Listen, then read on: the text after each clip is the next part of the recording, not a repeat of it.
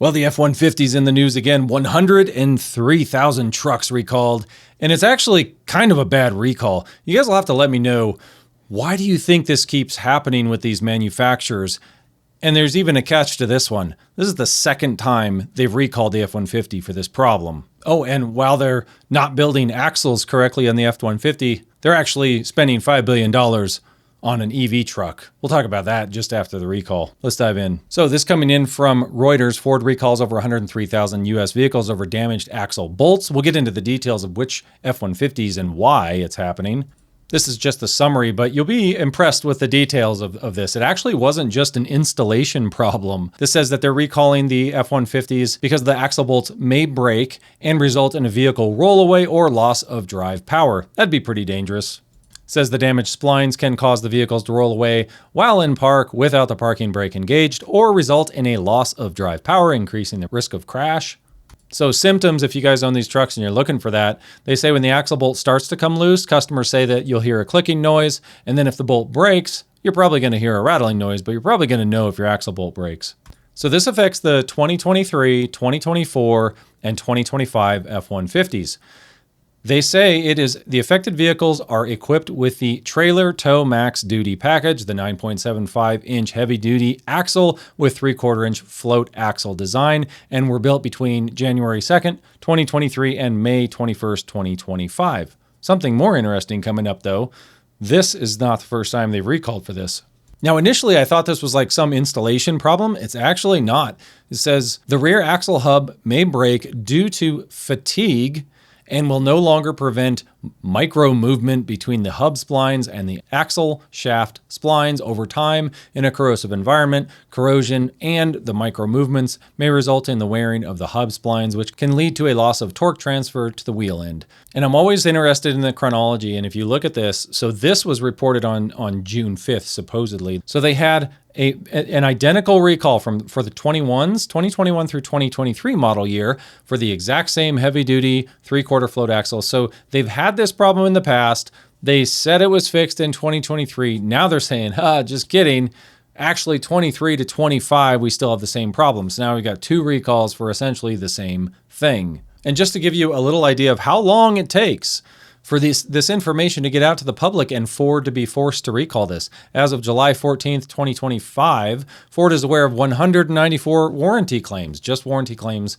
I mean, these are brand new trucks essentially, right? 23 to 25. They've already had almost 200 claims of these axles doing this, and it's only the heavy duties. You would think that, gosh, given the previous history of the past recall, that they would have recalled them a little bit earlier, like maybe in 23 or 24, but maybe they just wanted to see if they kept getting them back. I don't know what they were waiting for in this case. And claiming corrosion is causing a problem in a 2023 vehicle, come on, Ford. Like, there's no corrosion really in a 20. I mean, that maybe if it was like 10 or 15 years old, you could start claiming corrosion, but come on. And it's actually a pretty big problem to fix. They say the remedy is they're going to do both your left and right rear axle assemblies, and that'll replace, they're supposedly replacing them with newly designed parts with revised spline geometry and fasteners. We'll see if that's the same way that they treated the last recall, where they probably, I'm guessing in the last recall, their solution for it was similar. I could go look at that, but gosh, this just gets old seeing this over and over and over. And it seems like no matter how many recalls there are, these manufacturers are just kind of okay with the whole recall game of like, well, we'll see if we get pushed to a recall and then we'll do something later down the road. I don't know. What do you guys think? Am I being too hard on these manufacturers to expect that if you have a known issue from 21 to 23, that maybe you should just resolve it for good instead of just perpetuating the problem and then having to issue yet another recall for the exact same problem?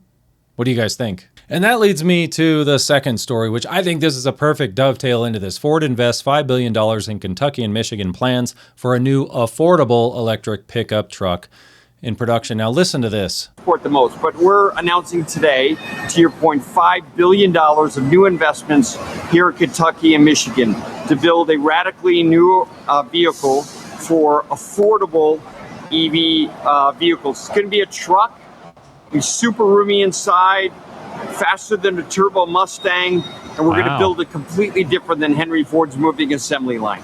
So they go on to say how they're, redoing their assembly line so they can supposedly build these trucks like 3 times faster. It sounds to me like this is like an all electric Ford Maverick or something, or maybe like a slightly bigger version of the Ford Maverick. That's what it sounds like, because how are you going to build it for $30,000?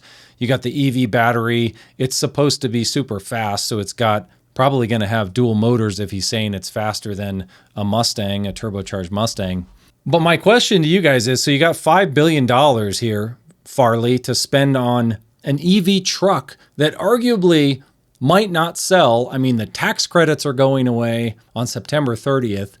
Gosh, this seems like a risky move. Like the Maverick, I feel like the Maverick sold because people can, for whatever reason, people can deal with hybrids. It's like, if you tell people, hey, if you've got a hybrid, you actually have an electric vehicle, you realize that, right? Like they don't believe they do. Like a hybrid truck guys will buy hybrid trucks, and it's like not in their head that they got batteries and electric motors just like the electric vehicles. And then they'll go hate on direct EVs, right? So it's just interesting to see that they're going full EV for this truck at $30,000. How many of you guys would be interested in a $30,000 EV only small truck that's supposedly roomy? I don't know. Maybe it's not going to be that small. Maybe it's going to be, but they've already got the Lightning. Like it's not a half ton, right? So it's got to be that like Maverick size or in between. What am I missing here? I don't know. You guys will have to let me know what you think. I think this is a risky move. And instead of spending $5 billion on more electric vehicles, and you know what? Fine, if you're going to do it on EVs like cars, okay, you got some excuse for commuters. That's fine. But electric pickup trucks, to me, it just right now doesn't make sense. The battery technology doesn't make sense. I'm so tired of like the charging infrastructure is just mediocre at best for a truck scenario. It's fine for some cars, but if you integrate towing or any of these general like normal work scenarios with a truck, nobody wants to sit for 45 minutes in a truck, unhitch their weight distribution hitch in a trailer, and then like put their trailer somewhere and then go to an EV station and then fill up for 30 minutes. Even if it takes 20 minutes or 15 minutes, it doesn't matter if you're like towing anything. It's just a total hassle factor. So I think the cars, the EVs make a lot more sense still than the trucks. I think this is a silly idea for and good Lord, just fix like, can we fix the vehicles you guys have instead of talking about exciting new things and spending billions of dollars on things that who knows if this will sell? I mean, maybe I'm wrong. Maybe an EV Maverick would sell like hotcakes. I don't know. What do you guys think? Let me know in the comments. Thanks for watching. Till next time.